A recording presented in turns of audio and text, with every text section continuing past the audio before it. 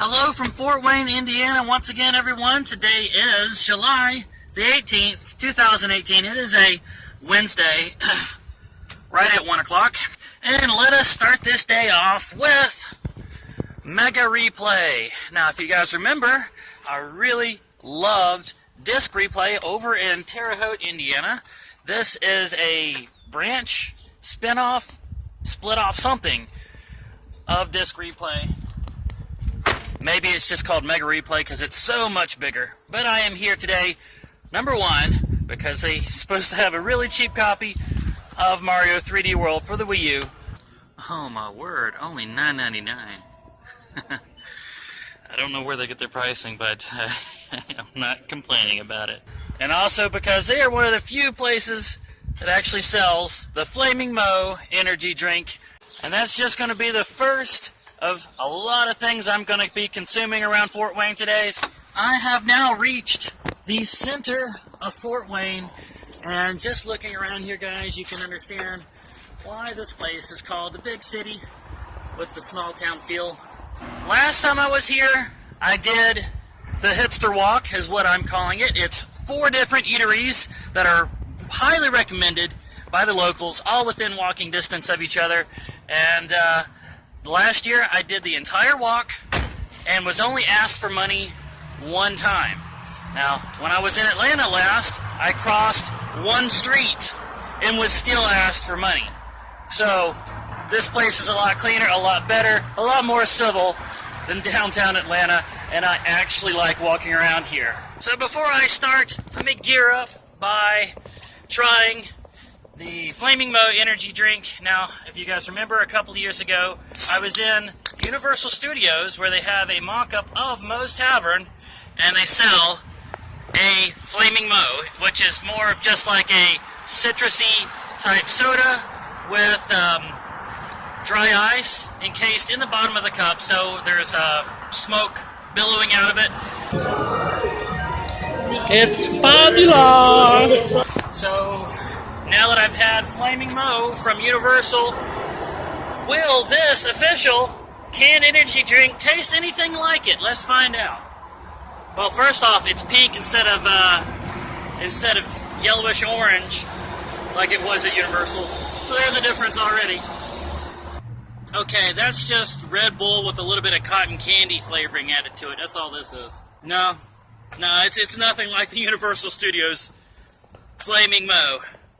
But it's still good. I'm sure it'll get me amped up enough to walk these next few miles. This place is the Pint and Slice, a local pizza place that is a special of the day, every day, and a little more creative than your run-of-the-mill pizza place. Seats right beside the window and the door there, too. Looks like today's special is something called the Chris Farmer. It's a buffalo chicken, bacon ranch, and 3 cheeses. Boy, it just makes you hungry saying it. Here's what it looks like, and you can buy them by the slice, as hefty as the slice is. That's really all you need. And I'm going to sit right up here in this charming little window seat to have my pizza today. Still, amazingly, this giant drink, the hefty slice of pizza, window seat, and all this ambiance, only $6. Yeah, so much more affordable out here than it is around Atlanta. Bite number 1 of the Fort Wayne Hipster Walk. And it delivers. Next place is quite literally right across the street from Pint and Slice. This one is called Fortiza Coffee. Not part of a chain, locally owned, just the way I like them. And once I get in there, I'm not going to be able to do any narrating because they keep it as quiet as a library in there.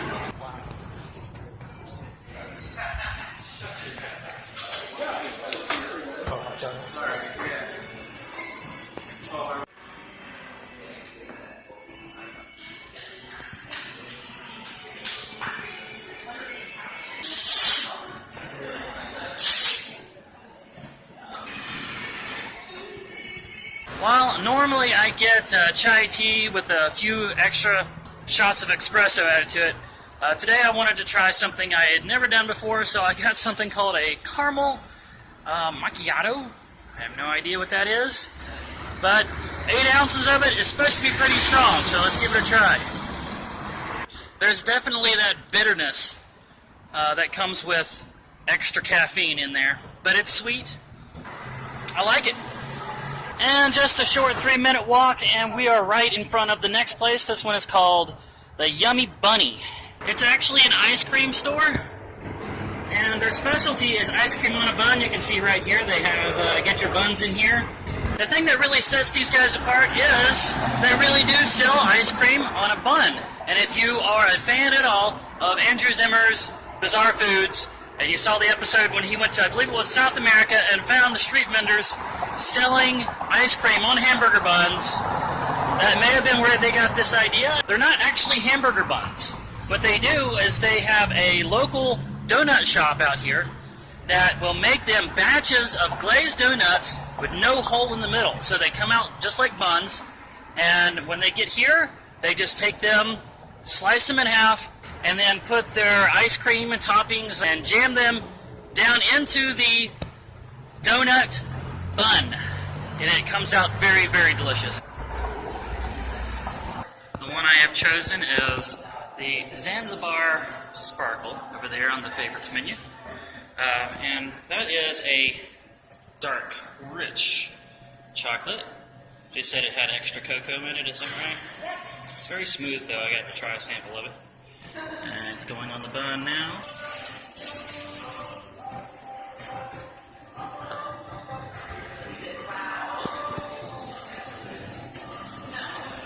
Taste testing this one, I'm not going to say that I'm trying to see if it's good or not, because I know it's going to be good. It's just how good. So here we go. We need one of these in Tennessee.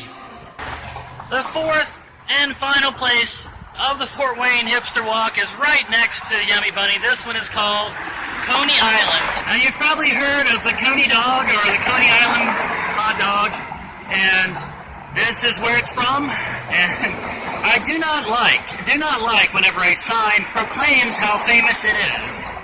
If something is famous, it's just simply famous. It doesn't need to proclaim it on a sign. So that's a few points off already. Just like the Varsity in Atlanta, how they got more famous for their efficiency than the quality of their food, the Coney dog is similar to that. They pump these things out by the dozens, and they pump them out very fast. But unlike the Varsity, this place is not known for its personality, at least not with me. I tried it last year, and I was getting a real attitude vibe from the employees, some real side-eye, that kind of thing. But not enough to turn me completely off to it. I'm willing to give them another try, and I will say that the chili they add to these dogs has a taste to it that I have never gotten anywhere else, so I'm looking forward to that again.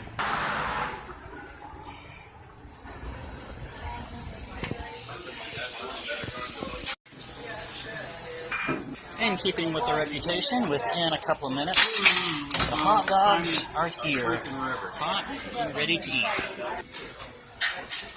Still has that unique Coney dog taste to it. Back in the truck now, guys, feeling very bloated.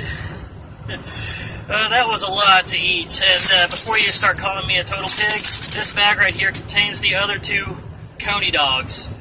I had to walk it off, let things settle a little bit before I go trying to eat those 2. At any rate, that's it. That's it for downtown Fort Wayne. If I did a video highlighting the architecture and all the sculptures and murals, I can make an entire video about that. I could also make a full video about their art museums, and history. And it could go on forever. But this year I'm highlighting the Hipster Walk, and I'll probably do it again next year. So if anybody knows someone from Fort Wayne and you guys want to add something to the Hipster Walk, please leave it in the comments and I'll try to do it next year. Even if it is another eatery, I'll try to eat smaller portions, maybe get to a few more. I am now just outside of Fort Wayne at a little place called Johnny Appleseed Park, also River Greenway. But I'm here to highlight the name of the road that goes out in front of the park. It's got to be the top of the list. One of the funniest signs I have ever seen on my travels, and here it is right behind me. That's right, you are not mistaken. It does say HW Balls. And even though it is not spelled ALL, it is still nonetheless pronounced balls. Now to top this off and make it even funnier, the H stands for Harry. That's right. It actually appears on Google Maps and on a GPS as Harry W. Balls. Now if you don't believe me, here is an actual picture of the way it's displayed on my GPS. Last year, when joking and laughing about this with Bobby at our booth, one of the locals heard us and said, "Oh, y'all are talking about Harry Balls." And we said yes. It turns out Harry Balls is enough of a social contributor out here that he got a street named after himself. I'm not sure his full story, but I'd imagine he's probably pretty well off. But just something to be said for overcoming a name like Harry Balls. I'm sorry, this is hard for me not to crack up even talking about. You know, somewhere out here, there was a family that had the last name Balls and named their son Harry. You gotta be pretty mean to do that. I mean, that's about as bad as having the last name Head and naming your son Richard, which I'm sure has probably happened before. But here's to you, Harry Balls, for overcoming that kind of a handicap and getting a street named after yourself. Way to go! Even out here in Indiana, the DOT, you have one person working, 1, 2, 3, 4 people on the clock just standing there. Your tax dollars at work. It's almost time for me to end the vlog and go on to work. That is over the bridge that way. But first, I'm going to go ahead and go on inside this old fort and do like I promised on my last vlog. Learn a few things about it. See what I can see.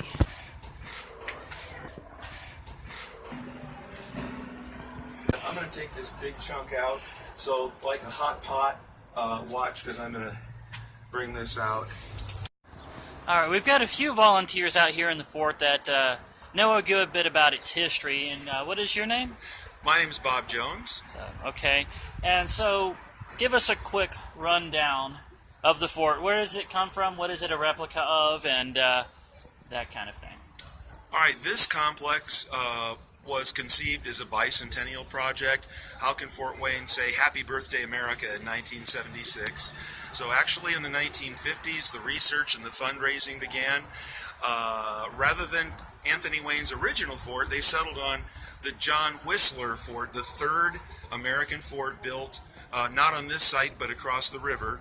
As the modern city has overgrown those original sites, this was on the river and less than 2/10 of a mile from its original home. Okay.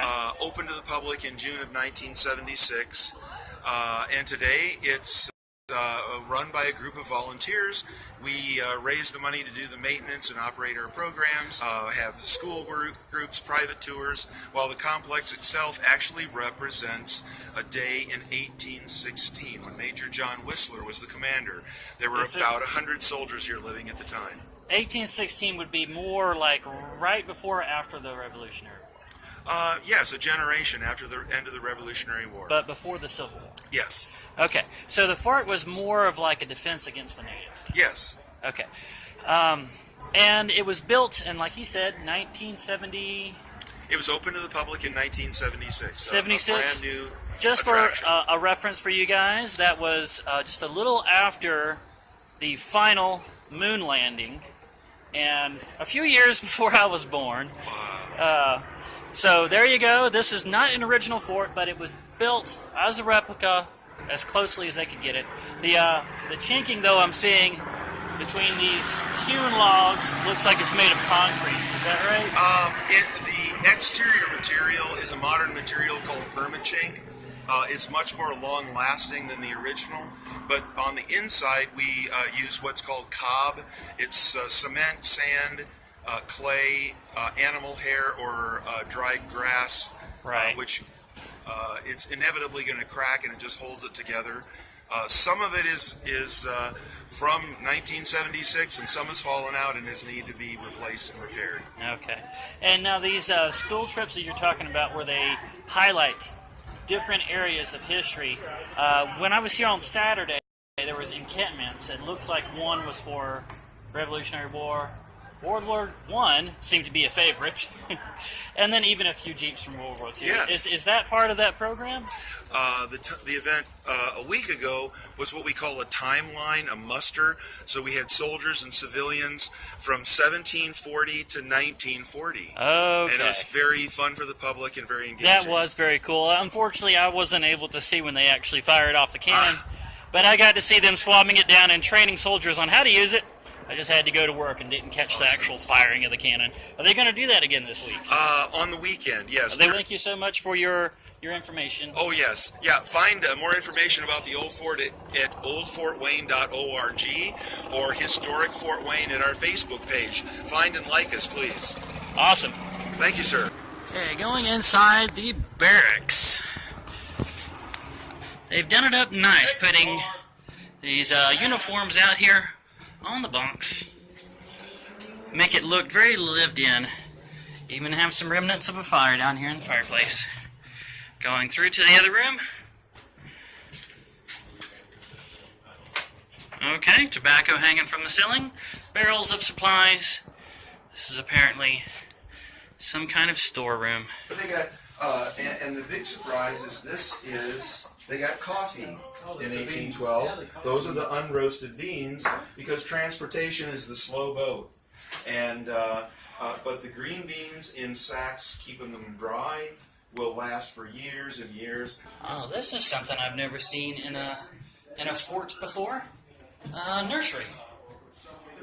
You can tell this is where all the little kids were. They got their own toys, and little drawing chalkboards here. Huh. Some of these toys are still entertaining to play with today. Huh. This was like the early form of the barrel of monkeys. Oh, this one I recognize. Here we go. I'm still not totally sure how this happens, how this works. Going through these other barracks now, it's amazing to me how much this looks like the mattresses that were at Fort Lynch over in Amelia Island. These are not stuffed with straw, though. These actually feel kind of comfortable, but they have the same navy blue stripes like they had there. Alright, so that is going to do it for this one today, guys. Please, don't forget to smash that like button, leave comments, leave questions, leave suggestions. Don't forget to subscribe if you haven't already, and ring the bell icon. Favorite, share with all your other friends on all the other social media platforms. Love you guys very much, and I will see you again in the next video.